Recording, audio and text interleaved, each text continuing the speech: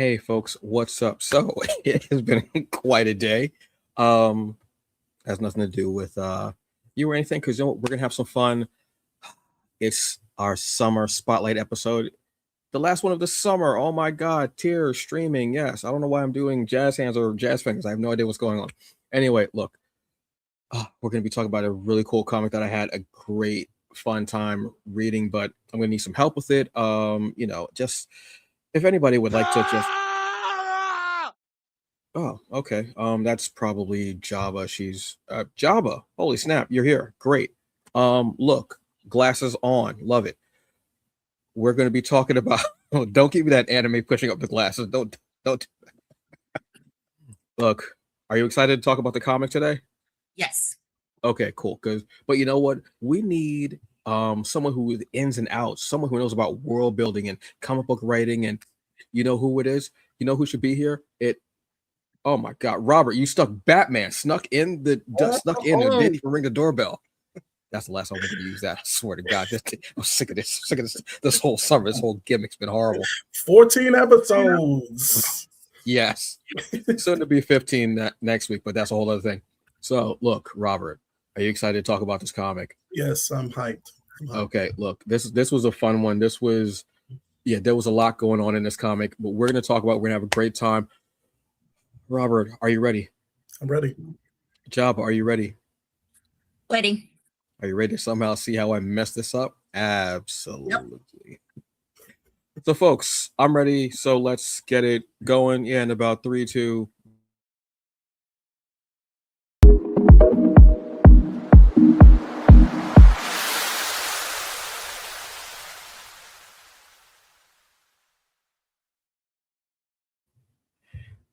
Hey folks, what's up? This is Summer of Geek presented by the Hungry Bleak channel, and today we are doing our special summer spotlight where each month we did a different movie or series or what have you. In June, Jabba had Black Cake. In July, I'm trying to remember the months. Jeez, I'm gonna tear this one up, folks. In July, we had the original 4400 series from USA. This month, we are going to be going with Musa, Lion of Mali. I got the name right. I thought I was going to mess that up because there were too many M's. Thank you. Golf clap all day. Wreck it. So this was such a great read. I absolutely had so much fun with it. Now, this was, excuse me, a collaboration between RAE Media and Giant Killer Press. What this is the story of Mansa Musa. Now, this was a name I remember hearing as a kid so much time. You have as much money as Mansa Musa, and says like that. For anyone who doesn't know who that was, Mansa Musa was the richest person ever exist. Jeff Bezos, knock him out the way. Mansa Musa was that being. What we get in Lion of Musa is a bit of a different tale. It is the younger years, almost a prequel, let's say, before he became the man that we know. I love the fact that when I spoke to TJ about this, he said this is kind of like YN Musa. And I said, you know what? Yeah, he's definitely giving that energy. This was a great mix, I would say, between, let's say, Game of Thrones. And I don't mean to invoke this, but Power Raising Kanan, or any Power series, honestly. Because they all do the same damn thing. Connect, distro, what have you. But I love this. Now, I want to ask Jabba, we don't talk very much comics with you. So this was exciting for me because I know that you are a comic book fan because I saw you on your birthday and you grabbed up so many comics. I still need to read them. It was an absolute to be read pile. That's literally, I still need to read them. Yes, you absolutely do. That's another I do. So I wanted to know, what were your thoughts on Musa, Lion of Mali? Well, definitely, as the art style definitely got me. Although it did kind of threw me off a little bit when each of the chapters changed for artwork. Kind of you recognize the character. I'm like, wait, I know who I know who Musa is, but I'm like, wait, who are the other ones? I'm like, let me go back again to double check. I'm like, okay, this one's this one and this one's that one, just like, to make sure. But I mean, in my opinion, anybody who could do like art styles like this, and also I liked the different regions that they were in, where you had some more like African style garments, and then some were like from like a pirate scene going forth. So like you don't really kind of like know where the setting is at because of like the different regions that people were in. So I love that about it, because like at first, like in the first chapter, it looks like pretty much Wakanda in a sense. That's like my best way to describe it. And then you get kind of like almost like a Pirates of the Caribbean later on in the other chapters. And then it's like, okay, so I'm like, I like this change here and there going on for it. So their style was great. Just like I said, it had thrown me off a little bit, but it was a good read. Okay. Robert, what were your thoughts on Musa Line of Mali? So I really enjoyed it. I think the biggest thing that I took away from it was the scope of the story, Yes. that we're getting. And I know that there are many stories, especially nowadays, that are being told with us at the forefront, whether it's like novels or comic books. But I think this is a really good example of a fantasy story. Well, not even historical fantasy, actually. In a historical story with fantastical elements, done very, very, very well. Like Jabba was, talking about, you have different regions that we're going to. Everybody seems like they're in it for their own kind of self-interest, which is something that I think we've gotten used to, especially nowadays with some of the fantasy, things that we kind of take in. It's like a Game of Thrones, or even something like Lord of the, well, not even Lord of the Rings, but even there's like some political things going on in the background if you watch that Amazon series. But one of the things that I'm always asking for is a story as big as this, focusing on Black folks, but then also our culture, from the continent. So I really enjoyed it. I think that it works better, like you like you said, TJ described it as, this is Musa YN, and I'll just leave it at that, because we can get into specifically like when we start talking about the characters. But I will say, like, because I'm not as familiar with his, I guess, like his origins, this take on it really kind of like surprised me, because of how he is handled in the first few chapters of the book, of the graphic novel. But yeah, it's a big action-filled story with stakes, and I just had a good time with it. Yeah, I think that was one of the things that got me to was the scope. Like I knew, because I got to speak to TJ and Haru, the author, about this before like the book came out for the Kickstarter.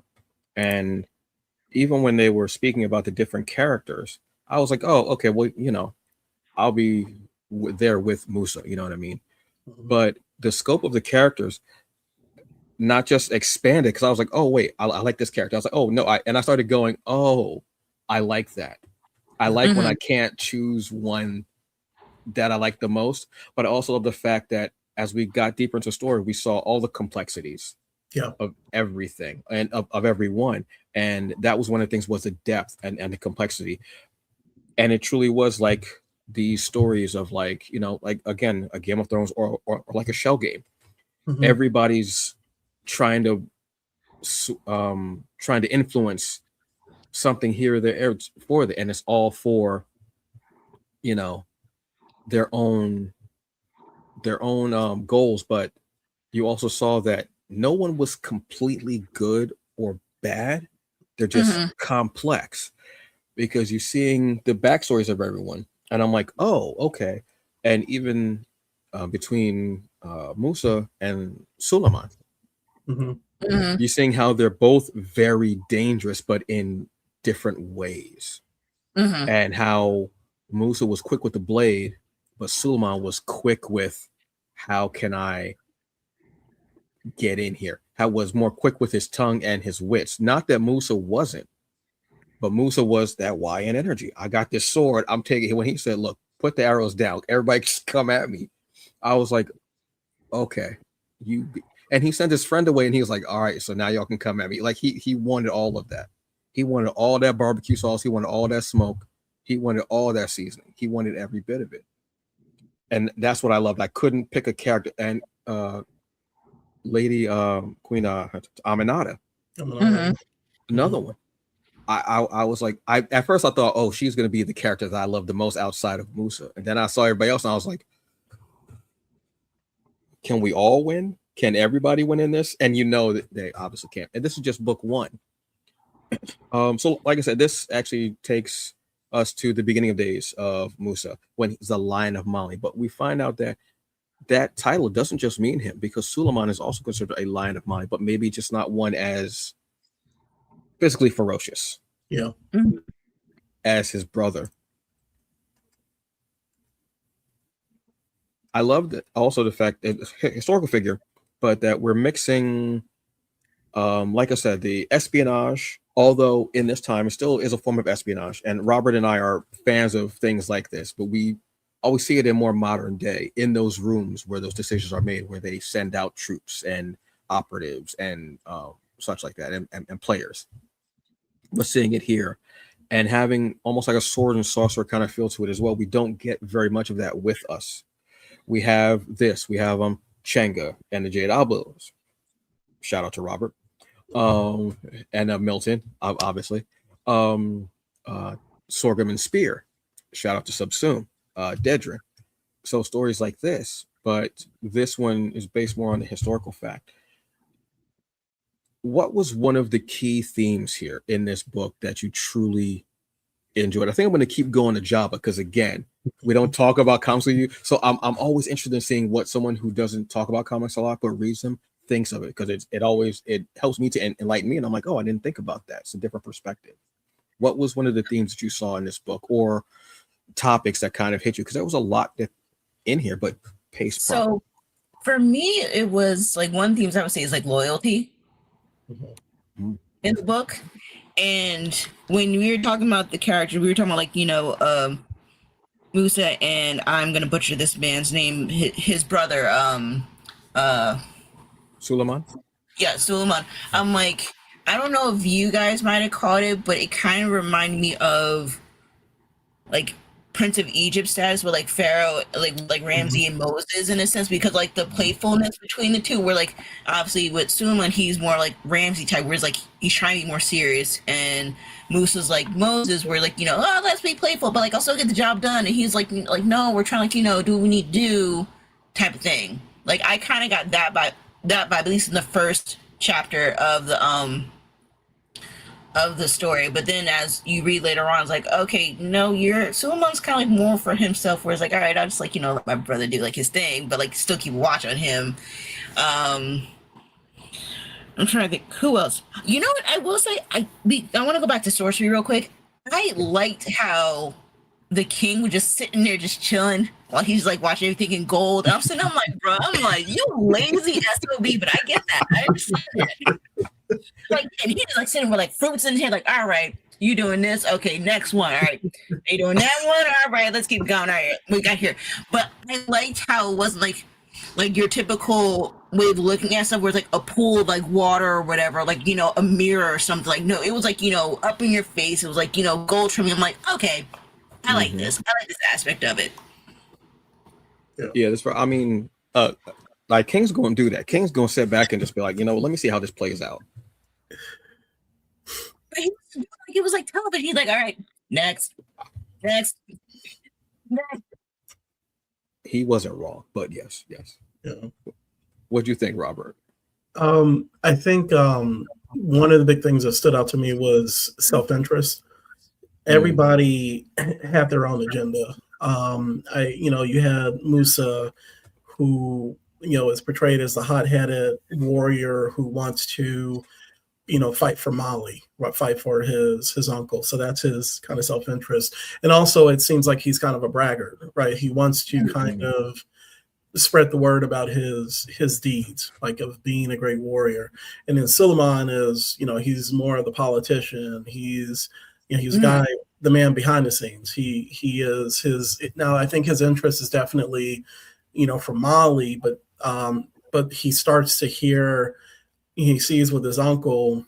And then he learns from, I can't remember the brother's name, but the secret society of businessmen or people who are important, who have been controlling things. So he's like, now I want to learn. I want to. I don't want to say I want to learn about the distro, right? He's like, I want to learn more.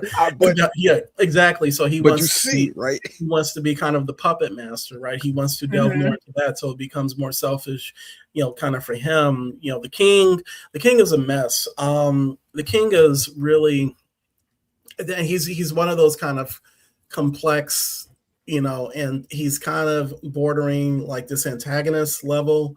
But it seems as if he's gotten, he feels a little safe to the point where, like you said, Jabba, he could just sit back and use his magical gold abilities just to watch what's happening, right? And then and I will say this is not a book for kids. So like there's a certain scene where he is there with the ladies and he's just like, oh, go away. And I was like, oh, okay.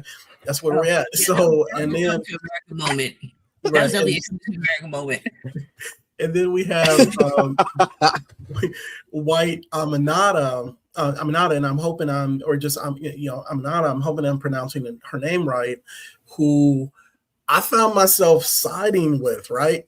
As we got to that point. So her self-interest is just like, it's not even just revenge. It seems like it's more of, I do not want any other people to go through what I needed to go through, and I'm going to do that in the most brutal form possible if people get in my way. So like everybody, and that's what I always ask for stories that feature us, like, when it's written by other people who ain't of our hue, sometimes it's like, it feels like we are not allowed to be complicated, right? We are written one note.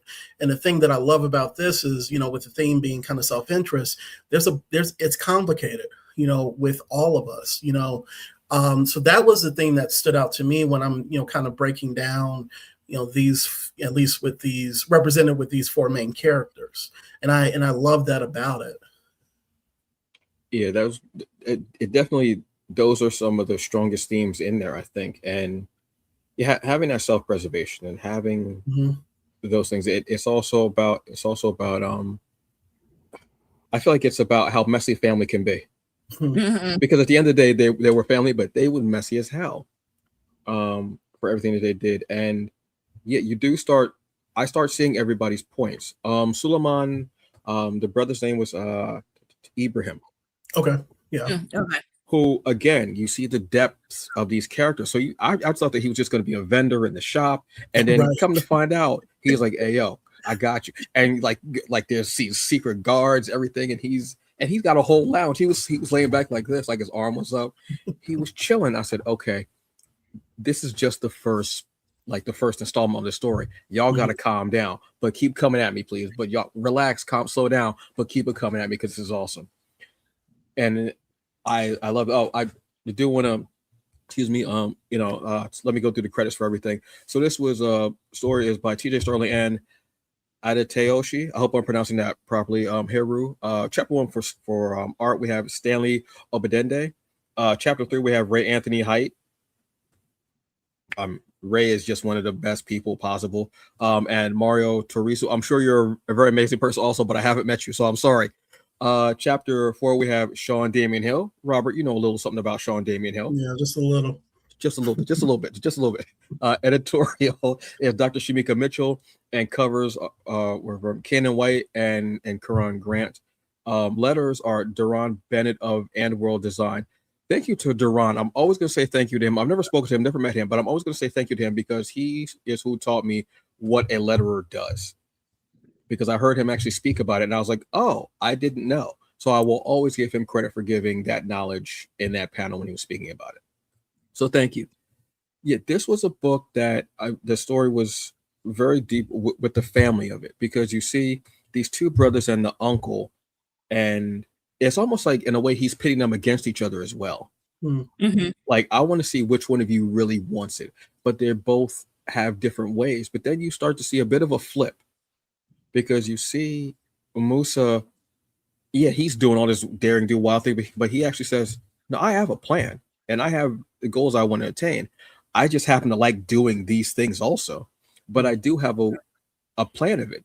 And you go, oh, so he's swinging a sword because he likes it. He likes the physicality but he's also good at it. So if you're good at something, you're most likely going to like doing it. If you're a good fighter, a good swordsperson, you're going to like doing it. If you're a good cook, you're going to end up like cooking. That's just kind of how it is. Where Suleiman knows he's not this great warrior, but his mind is a bit sharper than Musa's, just as sharp as his blade. So them kind of warring that way was kind of cool, and going in their different directions, but trying to go for the same goal, which is what I love. The action and the art. I mean, with this murderous roster of artists, what was and character design, I have to say about character design as well. Which character design did you like the most? Because I'm always a big fan of character design and how a character is drawn, why not, what have you. For me, it's either between Stanley's, like from chapter 1. Mm-hmm. I like that art style, and I'm trying to think. I'm looking through the comic book right now, just again. Oh no, I don't want that. Which chapter are we on? What is this? I think maybe during like the epilogue. I would say is the other art style I liked. I kind of sometimes like when there are different artists in chapters, because each chapter had a different feel too. So that kind of helps to convey it a little bit more for me. I've read comics where it's been different artists like every 2 pages, and I stopped reading the comic because I was like, yeah, all right, y'all gotta chill, please. Help me out here, because it's giving me something different. But I kind of like sometimes it happens with like this. It's also a great showcase. To show you their art, because there are a couple of names that I'm not familiar with, but that I may have seen before, but I'm not familiar with. But now when I see their names, I'm going to look out for them, because I know they did the art in this book that I loved. What about you, Robert? Okay, so I'm going to be straight up and say I can't choose one, only because honestly, I've worked with like 3 of the artists on this book. I'm telling. So like I'm looking at the I'm pretty sure if not 3, I know 2, and it's Sean, Mario, and I'm not. There's a project coming up that I don't know if Wellington is on, so I'll just leave it at that. But I know at least 2, so it's difficult for me to choose one. What I will say in general is that we tying back into what we spoke about as far as with the scope. That's something I think that is captured very well in each of the different styles. The action is freaking spectacular, because like sometimes, and it has a flow, right? Like you don't have like sometimes we describe like some of the worst martial arts movies. It's just like you have a person standing like this, like a crowd of people standing around the hero, and then one person jumps in and one person jumps in. And so like in this, it seems like, you fight the first person, another person leans in, then Musa turns and deals with him. And it just seems like we say this often, that there's a flow, right, to the action. And I think that's done very, very well, no matter which artist is working on it. So that was huge. And, this is kind of what you call a sword and sandals epic, and the closest that I could think of, at least modern era, at least with film or TV, is something like The Woman King, where you have choreography of that.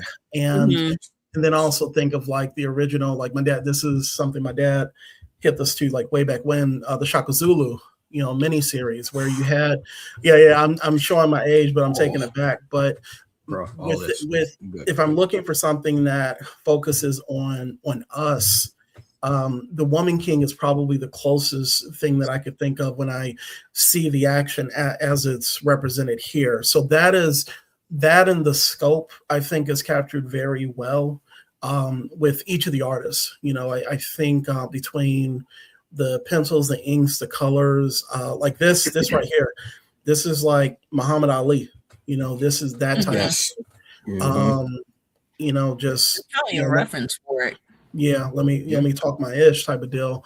And yeah, so that I that is an easy answer because I but and one of the guys I'm working with right now on the book, so I don't want to say like, God, everybody, he was hitting harder than the other one, but it is beautiful. And I do think sometimes that people do feel like the different art styles, like if you have it in one book, is kind of jarring. But I think what helps this out is that you have separate chapters, right? And it's like, to your point, Antonio, like it's not like every other page, which, for a variety of reasons, if that happens, it happens. You would hope that it's not too jarring, but I think dividing it up by chapters helps that out a bit so that everybody can get their showcase and shine time.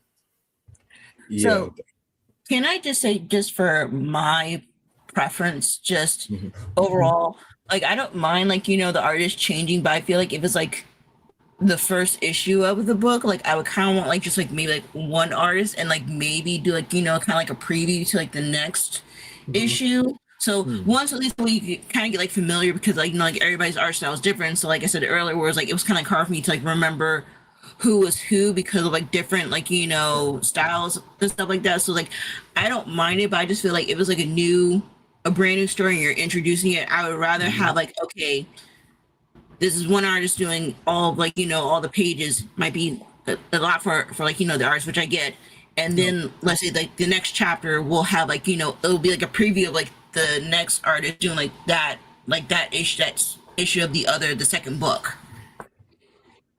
Yeah, that's a fair thing, especially because like I'm used to that sometimes. And sometimes you will like in like if there's single issue, sometimes you will get a preview of the next issue in a comic, let's say, and they'll show you maybe the first or second page, what have you. But I think with this being a whole volume, like this wasn't single issues at all, like this came out like this, I think that might be why we got the chapters as they are, where they're more like chapters than say like a single issue. Which is that something that, and I feel like this is going to be the key word of this whole conversation, is scope. One of the things that really caught me was Mali. Yeah.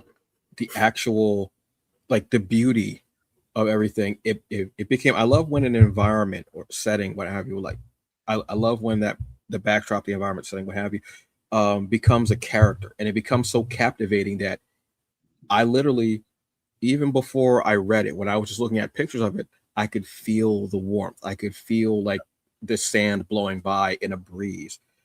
It has that feel to it. And it became this thing where I was looking at the characters, but I was looking in the background because there's such hustle and bustle, especially in the marketplace, where it takes you back to those movies where you would watch it. You would see something like, perfect example is the Indiana Jones. That market scene. We all know about, the sword versus gunfight, obviously, because that's hilarious and it's a genius scene. But the hustle and bustle that's there, whenever we see a movie or a series like that where we're getting a marketplace, there's so much going on that's why it's easy for a character to maybe lose something or to get something stolen or to try to run away from whoever's chasing them. Here, there was so much going on, and the beauty of it and the feel, and it felt like a marketplace. You felt like you could hear people haggling in the back. My man, what's my man's name? Umar, the dude that the salty dude that got beat up by Aminata, when he's trying to like haggle, and he's like, "Oh, well, you know what you're gonna get? You're gonna get these low prices. That's what I thought you were talking about." And the way he said it, I felt like I was in the marketplace with that. Even when you're in like the castles and everything and like the royal chambers, you feel it. there's just they didn't just focus on the characters, but they focused on background and setting and the story there, because I'm looking at it and I'm like, yeah, but I want to know what's going on in the back. I want to know what's going on in the rest of the city, because there's so much going on. And there was a lot going on in the rest of the city, which plays into everybody kind of being somewhere different, trying to attain the same goal. Robert, you mentioned Queen Aminata. What did we think about her character and her motive? I know that you sided with her, but I'm not even sure how to even put this. She kind of was giving off Killmonger vibes. Yeah, and I'm not mad at that. Yeah, I mean, literally.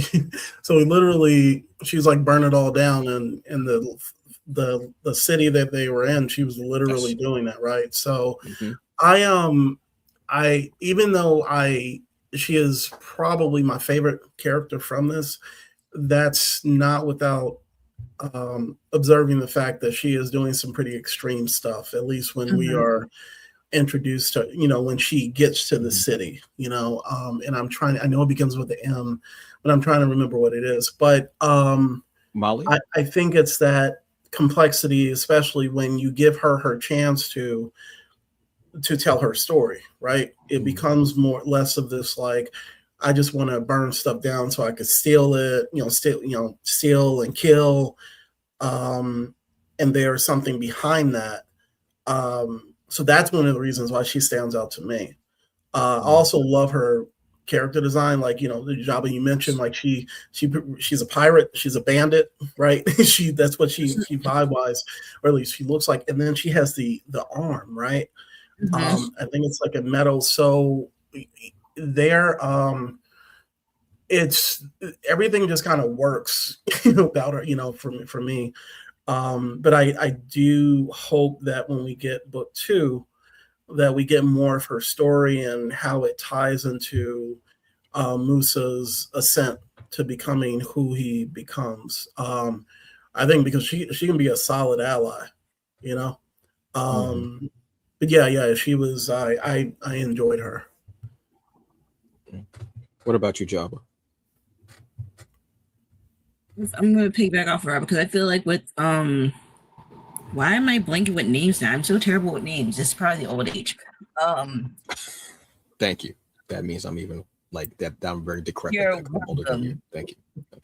Yeah, I guess go back to her arm because like I don't know if it's like futuristic tech or if it's magic or what, because the way Molly is set, it's like it could be like how, and I'm a reference because it's like the only way I could think about it, like how Wakanda is, where it's like, okay, it looks like it's more like a not futuristic, but like it has enough tech to do it, but then it's like you have parts where like, okay, you see some random pirates and like it's like old school pirates going on, but then you see her with a mechanical arm. It's like, okay, do you got magic or do you have tech? Or do you have both? What is it? Yeah. I started figuring the arm was more like steampunk. Or that.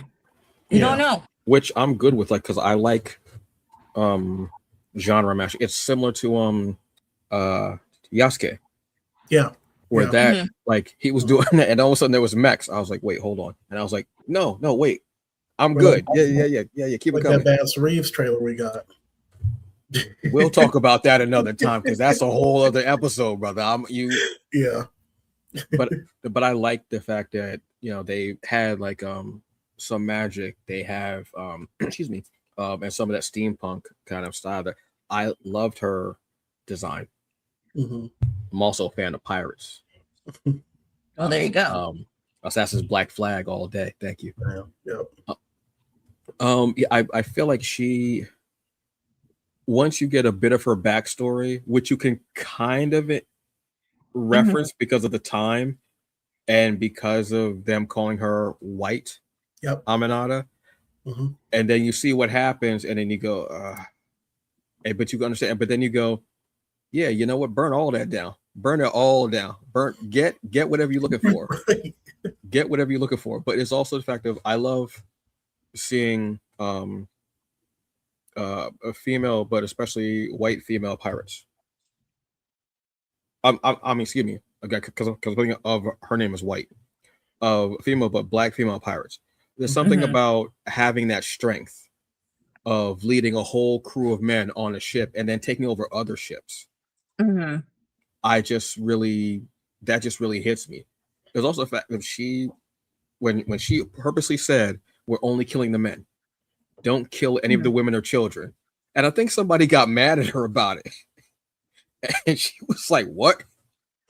And then when they got there, you see that scene of that young woman on the beach, I want to say, and she's dead and she's bleeding, and the look on her face, drawn explicitly, just wonderfully. You see that regret, and so, and despite what she says, you see that regret, that sorrow, and that this is not what I wanted. And then she makes sure to say, "There's no more blood is going to be shed here. We will make sure that they are fed, they're properly clothed, and that they're okay." And I was like, yeah, like that, because even though you're a pirate, and pirates are known for doing some really debaucherous things, obviously, because they're pirates. Right. Yeah. But because of what she's been through, her seeing that, she was like, you know what? That's not what we want. We will only kill the men. We will leave the women and children.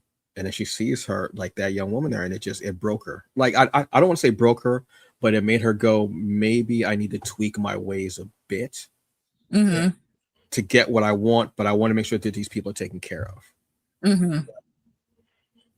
So again, that complexity of the characters is. I think the other thing specifically with her is, like, we talked about her, the name that she's given to be more disparaging. It kind of brings up the discussion of colorism, right?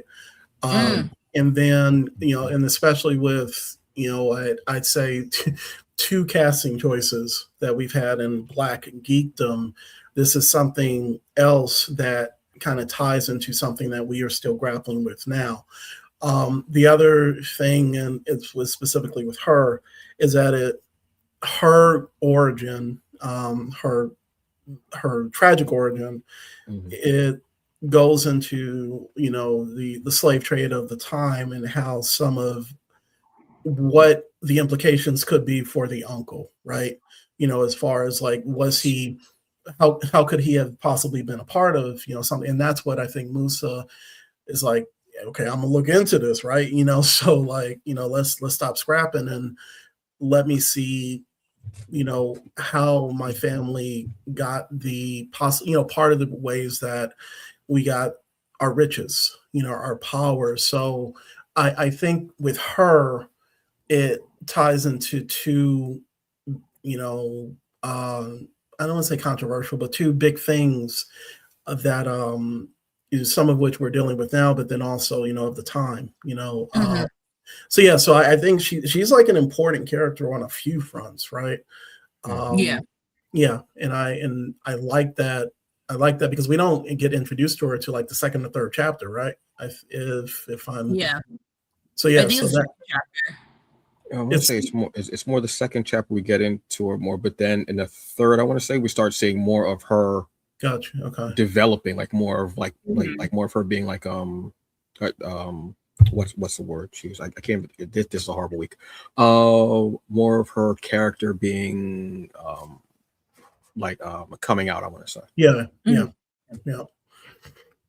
But those are very good points. So too, because of that colorism, and what she's going through. Because the white Aminata isn't just her thinking about her father, quote unquote. Isn't just that, which is why she gets so angry, but also because of how was she treated as a child. And she's not only just going through that, but when did she lose her arm? Yeah. And an eye. Exactly, the eye. I figured the eye was in, like, a sword fight, but that was my own headcanon, because that's what. But I was looking at the arm, like, when did she lose that? Because when you see her as a baby, she has both her arms. So even that, like, yeah, she has a couple of different things going on. She's going to be a character that I feel is, I mean, she's already a favorite, but I think she's going to be one that is definitely probably going to get her own one shot, maybe her own arc or her own thing. Yeah. Crossing my fingers, hopefully. Yeah, because she brings up a lot, and I think because that guy was a pirate and such, like was this horrible person.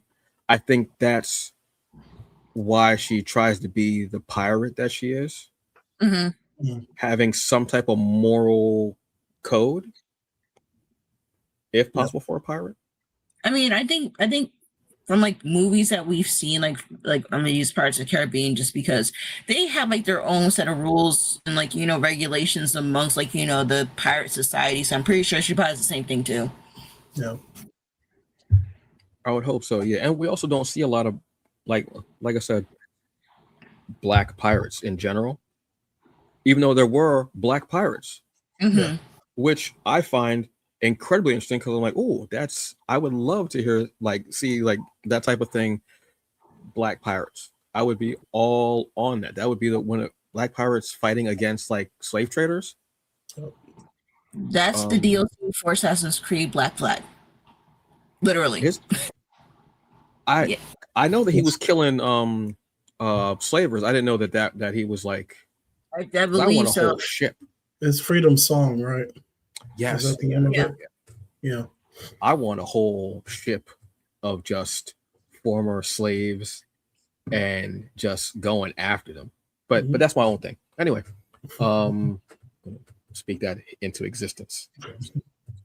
Somebody get the idea and they'll do a much better job than I would at that storytelling, please, Robert.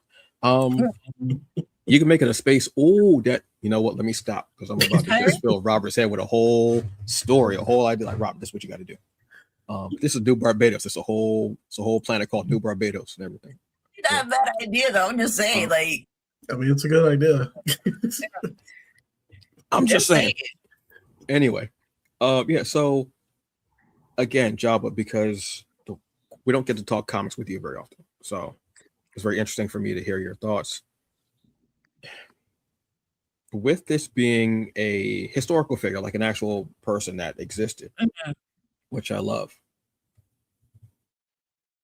how would you kind of compare this to other comics that you've read where it's more superhero-y? Is this a better feel for you and just for you?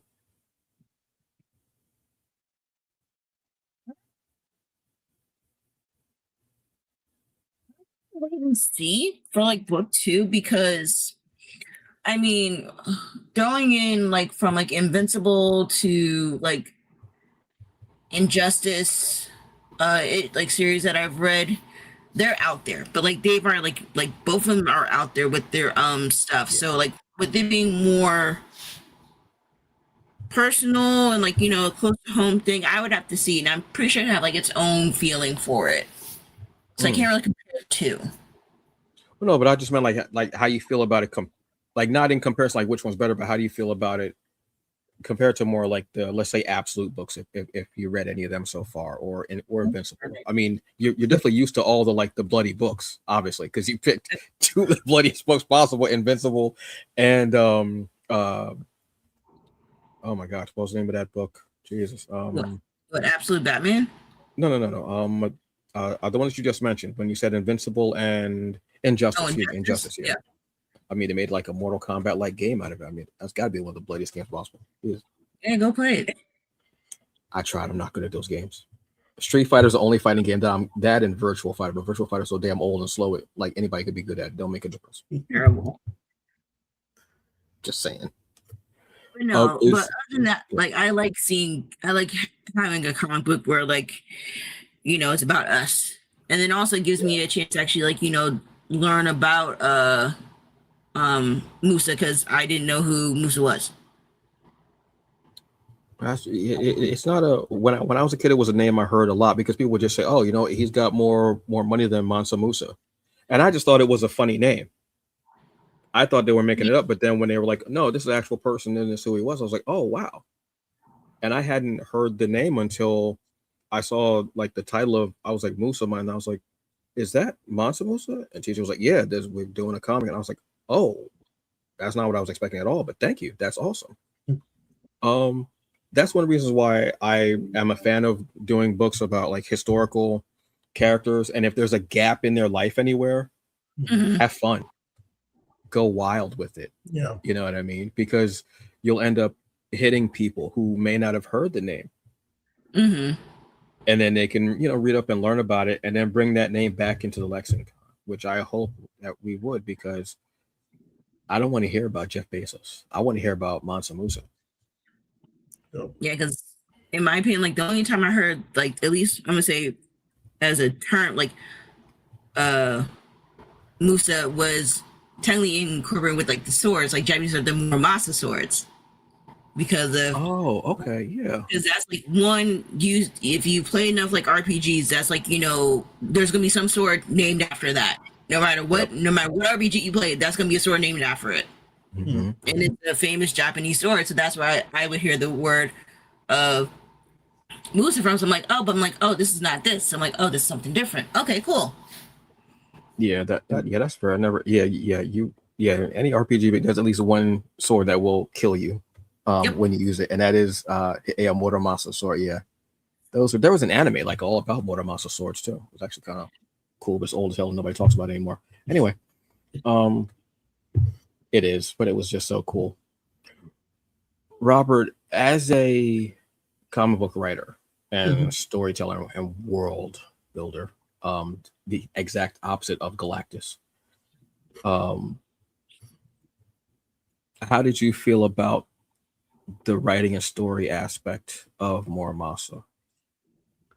It works. I mean, from the first to last chapter, we talked about for a story as big as this and stories like this, as far as this is a Sesame Street word of the day scope. As we keep mentioning that, sometimes I worry about if I'm reading something like this, losing the characters, because I think sometimes people get like more excited about like, okay, these are the various aspects of this world and it's very amazing, you can do it. And then, and then they get into the cultures and then the backgrounds and this and that. And it's just like, that's all cool, but you have to care about the people that live in this world, right? So I don't think that they get lost. I think, maybe because there's a historical anchor of Musa, and then also, the world that they're, this isn't like so fantastical that it's like, I say Middle Earth, right? This is Africa, right? This is an actual place, right? So, but I do think that they, even with as large as of a story that they're telling, that we don't lose the personal stories that need to be told. We spent a lot of time focusing on Musa, his brother, his uncle, Aminata, and that's what matters. So as far as storytelling, from a storytelling's perspective and writing, I really enjoyed it for that. One of the things I always tell people is like, sometimes I'll be at a show and then you'll have someone who's like, man, I got this great idea and this world is like, it's amazing, da da da da da da da da da da. And I'm just like, so what about your characters, right?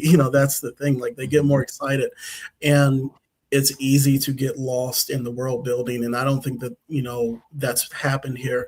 The other thing that really stood out to me, and you know me, is the dialogue. Like, they were like, this shit was just working, for like conversations. It puts you into that time period. And then also the kind of the grandiosity, when that's needed. But then also there's a scene in here where the two brothers are just talking in the library, and from that you see how different they are, right? Musa doesn't have to say, I'm a warrior and I just kick ass, and Suleiman is like, well, I am the more researcher politician. It's just it's subtle, but I think like I said, the dialogue is really working for me. And like one of my favorite scenes being Aminata and Musa towards the this, where I was just like, damn, I wish I wrote this, that type of shit. So it was good. And I mean, I would like toss my hat in for Aminata, spinoff, but that's just me. But so from story, plotting, and dialogue, it just works. So I that from a writing perspective. The thing I liked about the dialogue is that it kept me in the scene. Yep. Mm-hmm. Sometimes dialogue can keep me out of a scene and I only hear one voice because it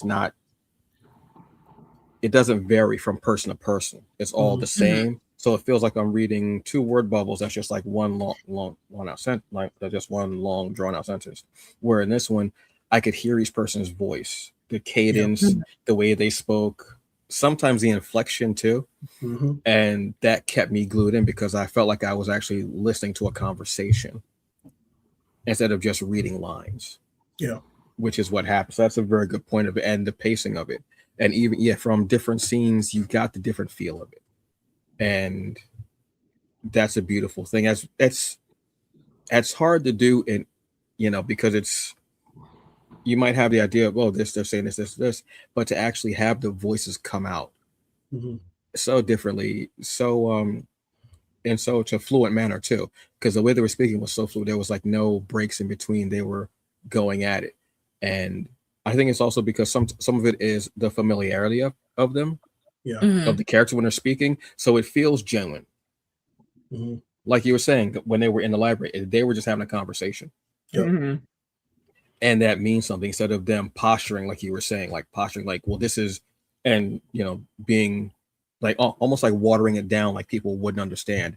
I'm the warrior. We just saw him kick all this ass. Right. We know we don't need that. We don't need my sword and swinging mighty. We don't need it because we just saw him whoop how many people's asses. Yeah, and then pull out the Dragon Ball Z type of like the abilities is something that I need more explanation on, because like when I was good with him, just like he was cutting throats, right? But then it was like whoosh, I was like, what is going on? So I don't know. That might have been something I missed. Well, that I love because the golden rule that they called it. I want to say, I love that. I have no idea what it is. Right. Maybe you'll explain it. Maybe you won't. Maybe you'll explain how that my lady got a steampunk arm. Maybe you won't. I'm good. Sometimes I don't want that stuff explained. Just give it to me because I'm enjoying the story so much. They could probably just show somebody sitting on the side of the road, like just like with like a flame and like some type of like cast iron skillet, like frying up dinosaur eggs. I wouldn't care. I would be like, season it. Just make sure you season it. Yeah. What I said. So we only have a few more minutes left. Final thoughts on Musa, Lion of Mali, Java. Well, the way it ended, I'm not gonna have the uncle watch TV anymore. So we need somebody else to watch TV to keep it going. Deep cut. Jesus. I'm just saying, like, you know what? Because his power was interesting, and I want to see more of that. And I want to see who takes it on. So, like, I want to see somebody else watch TV in gold and how they use it. And they might use it differently, so like you never know. That's a valid point, though. It's a valid point. Robert. Before I forget, when you mentioned, you said no brakes, I was like, all gas, no brakes. Anyways, that's what I mean. Yeah, I'm sorry. Sorry. Yeah, no wrestling talk, but I enjoyed it. I am looking forward to more. I also do like the idea of getting the completed book. Like this is like the trade, which was huge. So yeah, I just continue building, this world and expanding the story, and I'll keep going back. Yeah, I'm excited by this. I love RAE Media doing more collaborations. I love building that community in comics and having like, hey man, I got this idea. What do you think? Yeah, cool. Let's check this out. Let's talk. What have you? And coming up with this because previous to this, we had Shattered. Yeah. which was from Dream Fury Comics and RAE Media. So if this is a continued trend with RAE Media, I'm here for it. I like also the fact they went from RAE Comics to RAE Media. That tells me a lot right there, expanding the scope. This was an incredibly fun story, entertaining, but also I love, like I said, the intrigue, the espionage in this time of, I think this was 14. So I'm trying to remember the year this was from. 14th century. So yeah. Yes. Okay. Yeah. Thank you. 14th century, and I love it. The characters were dynamic and dope and in depth. All the complexities that were there, and like you were saying, Robert, you don't lose the characters, even though the city is beautiful and all the different regions. You still keep the characters because the city becomes a character. In its own way, but you still keep the characters, and they're interesting in there. And like I said, you thought my man was just going to be a damn it's a mosquito, sorry, was just going to be a damn marketplace character, and he ends up taking Suleiman into this like den of the cabal, and we're gonna find out what's going on. And I love that, and having characters who are all so well spoken and in depth and in charge of their little piece of the world until all those pieces start to collide, and then what happens. I'm here for it. I love the fact that it was collected as well. I love that. Give me more of that. Give me more trades, graphic novels, hardcover, because this I actually got in hardcover. Because the hardcover and the cover is actually, I mean, everything about the book is beautiful. The hardcover is just, I'm starting to get into hardcovers more now because I want to have something on my coffee table, but I still have the digital so I can read them. But this was a story that was completely needed. I'm gonna be honest with you. This was a story that was needed. I think they might be doing some more of the story, but also maybe a spinoff of a couple of characters. See where they came from, or see what they're doing outside of this. I wouldn't be mad at that at all. So this was a great one. I wanted to just end this a couple of minutes short because I wanted to say one thing.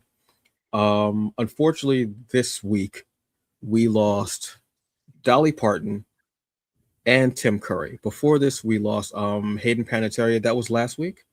Was Hayden? Three incredible stars, and from all accounts, from what I can see, people in general, just human beings. Hayden Panettiere, save the cheerleader, save the world. We all knew that had us in a chokehold. And then reemerging in the Scream films was just perfect. She has such a long, illustrious career to be so young. We literally watched her grow up. We literally watched her grow up from Remember the Titans to Law and Order SVU. Olivia, that episode still kind of terrifies me. Even two different episodes too. Yes. But I just remember that one where she was that little girl. She was just lighting stuff on fire, and her mommies were arguing it. Yeah, that was terrifying. Dolly Parton. What do I have to say? It's Dolly. It's Dolly Parton, literally Dolly Parton. We all know Jolene, obviously, yes. But we just knew Dolly Parton was just very honest, true to herself. Like, you know, when, and I'm not trying to be funny when I say this. She was known for blonde, country music, and her boobs. That's not me trying to be funny. I'm not trying to, and she played into that. You know, but she also had the sweetest Southern accent. It was almost like drinking ice cold sweet tea. I'm not trying to be funny. Literally. And from what I can see and understand, and all the things that I did notice she did, one of the sweetest people possible. Yeah. Absolutely. And she was for us. And I didn't know how deeply she was for us. I was like, damn, she was down. If there had been a cookout. You want to know how far she was down? Like, she wasn't even mad when Whitney Houston covered her I Will Always Love You song. She's like, as long as I'm making money off of her, keep it coming. Why am I going to complain? Exactly. She wasn't hating or anything. And she was just a very cool. Like, when you saw her on camera, she was all upbeat. Like, she brought you in. Even if you didn't care what was going on, she brought you in. And then Tim Curry. That one hit me a little harder than the other. They all hit me, but that one hit me a bit harder. Yeah. it's Tim Curry. One of the best to do it. Rocky Horror Picture Show. A Captain Hook on Pan and the Pirates. I think the series was called. The Darkness and Legend. Thank you, Robert, for reminding me of the damn name of the movie. Home Alone 2. Clueless. Jesus.